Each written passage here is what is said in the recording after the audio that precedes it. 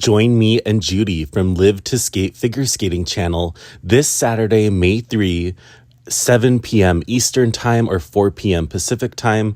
We're going to be going over the World Team Trophy and the latest figure skating news. Okay, you guys, this is Kelly Commentates. It's time for another episode of Skate to the Point, Unfiltered Ice Chat number 18, the World's Comedown, including World Team Trophy. My goodness, a lot has gone on. I just can't believe that the season is actually done. It has ended. It is ceased. It is completed. It is kaput. And so much has happened this season. I really think this was a wonderful season, and maybe my love for the sport grew a little bit, especially because this is the first season that I've really covered ice skating in this way with this channel. It's been such a wild ride. I've just appreciated each and every single person who's subscribed to my channel, watched a video, commented. Even if you swiped away, I just appreciate anyone giving this channel a chance. It's been so much fun. We've done a lot of things together. We've done recap videos. We've done watch with me's.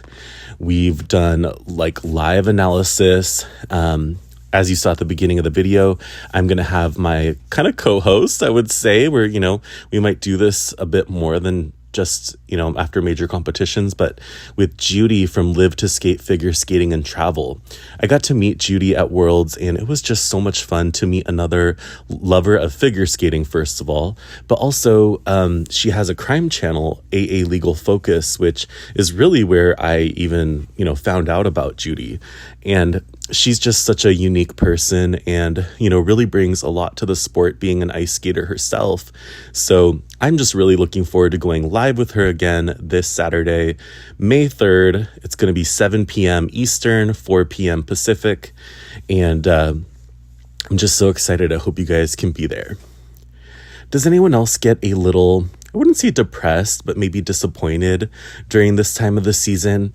It's almost like, when you eat too much candy and you get that sugar high as a kid, and then there's the come down, right? Where you're just like, wow, that was almost so much excitement, so much fun that you can almost not believe that it's over. And for me, getting to experience a world championship for the first time in my many years of life, it was just so exciting. I felt so blessed that I got to witness history, literally, Alyssa Liu winning after almost 20 years of American being at the top of the podium, and just witnessing so many wonderful programs. And, you really gain a deeper understanding and love for the sport when you're there live. You actually feel the coldness of the rink before you even see the skaters, because there's almost like little hallways that lead into the arena. So you feel, the cold ice hitting your skin. You kind of smell concession stands and food, and, you're walking. It can be echoey a little bit. You might hear tons of people talking, things like that. And then as you enter through the little hallway and start seeing the big screens and the lights and the skaters in their dazzling costumes, and when the music starts to play, that's a whole nother thing. It just fills the arena. You can feel it vibrating like in your chest, depending on what the song is. And it just really, you get such a love for the sport that you don't get only watching on TV. Now, obviously, it was just such a blessing to get to go. If you get the chance, if you haven't seen skating live yet, I highly, highly recommend it. And I know it is hard and expensive, so I'm not saying, you must do it right away, but if you can make it happen, definitely do. I think right now it's just a waiting game. I mean, now is the real dark period of the season, until about maybe July. I always get surprised at these little competitions, these little regional type competitions that start popping up, the Challenger Series, things like that. And then you realize, oh my gosh, like Kaori Sakamoto performed her new programs last weekend. And a lot of times early in the season, they may not have the full packaging yet. The costumes might not be fully done. But probably in the next few weeks, we're going to start getting to hear, program announcements. And that I think is going to be so entertaining. If you've been paying attention to my channel at all, I've been I made a few videos of suggestions, particularly for the women's discipline, about different programs that I would love to see. And it's just so fun to imagine, let's say you're going to go into the Olympic season. You want to present yourself as best to the judges as you can. You don't want to reinvent the wheel in an Olympic season, in my opinion. I don't think judges will reward that necessarily unless it's just absolutely breathtaking. You want to present your skating in the best light. You want to pick something that's meaningful. You want to pick something that is universal, that people can really get behind. And I think one of the most glaring, testaments to this was Kaori Sakamoto's program at Worlds. I remember being a little puzzled by the Chicago long program, kind of just, it's jazzy, it's cool, but why this vibe, why this program? And man, was I wrong. It was such a fun program to watch live. It filled the arena. It got people clapping. It gets them interested. And that's really what you want to do in the Olympic season. You want your best shot every time you go in the front of those judges. You want them to see you as a champion. So if you haven't been keeping up, we have had some program announcements, especially skaters that Misha G is working with. So Judy and I are going to review that a little bit this Saturday on our live. So definitely check that out too. I also went through and just for fun rated the short and long program costumes for the women's discipline on my channel.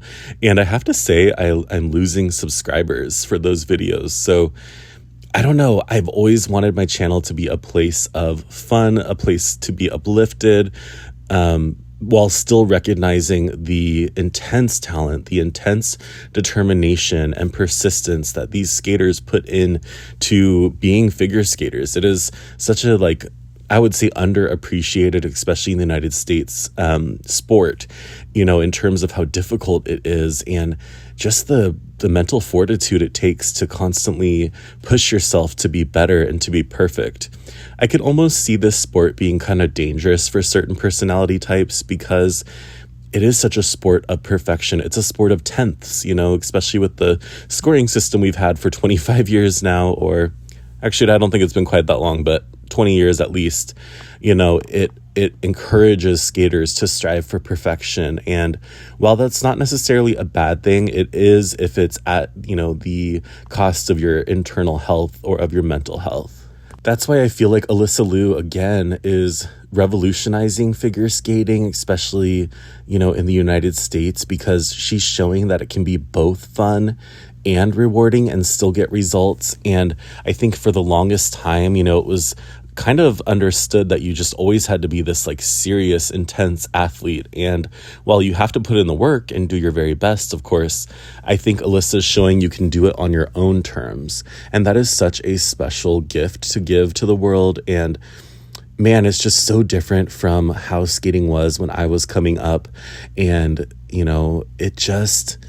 it's such a breath of fresh air. I really appreciate what she's doing for the sport. We're so lucky to be in a time when Alyssa Liu is coming back. She has single-handedly brought in more fans to the sport, and it's just so very, very exciting. I did want to mention, I've been ruminating a lot on the return of Russians to figure skating. While I don't personally agree for the reasons they were banned, because I don't think it's really up to the skaters to be a political representation for their whole country. I just don't think that's fair. I do understand that. So for me, the reasons to ban them would have been for large-scale doping, which came out at the Olympics and was just horrible. It was such a stain on the sport and so very sad to happen to a young girl. Obviously, Kamila Valieva, no matter what you think, whether she was involved truly in being doping or not, in doping or not, she was probably taking the advice of those doctors who, secretly, somehow push through the doping, or they have a secretive program to do that. So whatever, regardless what you think, she was just a child when it happened. And it's just so sad because we've lost multiple years where we could have had real talent and could have taught them that, to do it the fair and safe way. And, regardless if they do come back for the Olympics, they're only going to have one spot per discipline. So there is no world in which Russia sweeps any event, for the podium. And I like that because I do want to see a diverse podium. I'm sorry. It's boring when they win all top 3 spots. And I'm sorry, but you don't always know if it was out of fairness or not. And again, that's no knock on the athletes themselves. I really do believe they're a product of their system. And unfortunately, the system is flawed, but the athletes, still put in the work and, the love for the sport. And I think that is something that always shines through. As we look ahead to this Olympic season, I just want to see everyone bring their very best. Like, whatever that is for that skater or that pair or that team, bring the best version of you. How do you want the world to see you as you skate your programs? That's what I want to see. I think there are certain skaters that I really want like a breakthrough season for them. Some examples include like a Kimi Rapond, a Yuma Kageyama, which you might say, wait, what? He's, done so well, and he has. But I really think he hasn't been successful overcoming his mental block. I think this is my theory. And again, I don't really know, but I think maybe he's too concerned with trying to beat XYZ skater that he gets in his head. And really, he's got all the talent there. He's got all the makings of a wonderful skater. He doesn't even need to worry about the results per se. He just needs to go out and feel the program and really perform the program for the audience. And seeing him at Worlds, I kind of feel like that is what was missing. He's got everything there. He kind of reminds me of like a Gracie Gold in that sense. Like all the talent's there. They can connect with the audience, but for some reason they clam up or they freeze, or it's like fight or flight takes mode when they're actually skating their programs. Another person would be someone like a Monet Chiba. She didn't do very well the second half of the season, and while she did podium, which is wonderful and very well deserved with her bronze medal at Worlds, I feel like fear kind of took over her, and I just want to see that quiet confidence ooze out of her instead of, that kind of almost dissonance from within. And this might all sound like a rambling mess. Again, this is unfiltered ice chat, mind you, no notes prepared, but these are just kind of the things I'm thinking about as we go into the next season. I also cannot wait to see what Alyssa's going to do. I want another LaFay song. I want part 2. I want like a remix LaFay or like remix next level LaFay. That's really what I want. I'm a big fan of that singer now, actually, thanks to Alyssa bringing her musical stylings to the forefront. And, it's just so exciting to think like, what are people going to do? I really want Amber to do a program with lyrics. I think, well, she has done a lot of those in the past. They were usually very like schmaltzy ballads. And I want something sort of positive and upbeat, and it could be a slightly ballady or maybe mid-tempo. I think would be perfect for her. And I really, really hope that she can do something like that. And then, Chalk and Bates, like what is Madison Chalk going to concoct for her Olympic season? I haven't always liked their Olympic programs, especially 2018, the free dance. I think it was like a John Lennon thing or Beatles or something. And unfortunately, they had a pretty big mistake at that Olympics. I just don't always like adore their Olympic programs. I think they did the astronaut for the Beijing Olympics, and that was really, really cool. Actually, what was my favorite of theirs this quad was I think it was like Fire and Ice or like Wind and Fire program, the free dance. Do any of you know what I'm talking about? It was what they won their first world championship with. And I thought that was so cool. It was kind of left field. It was more like theoretical. It was more of like an idea versus an actual like strong theme or story. And I thought it was really, really nice. I also loved the dolly type of dress she wore with like the melting clocks. I think that was a really, really like beautiful and fun program. So just excited. I'm always excited to see what Madison Chalk is going to do. I hope she gets her hands in some other skaters' dresses for this upcoming season. I also am wondering what Lisa McKinnon's going to do, you know, as one of the top dress designers, certainly in the US. And I know she does other skaters from other countries too, but I'm so excited to see. I'm also really excited for Brady Tennell. I want to know like what programs is she going to do? What is her packaging going to be like? Because she basically lost the season of 2023 to 2024 with her broken foot. So we kind of saw the same programs that she had done that season this year. So you guys, there's so much to look forward to with the Olympic season coming up. I hope we can truly enjoy and appreciate every single moment.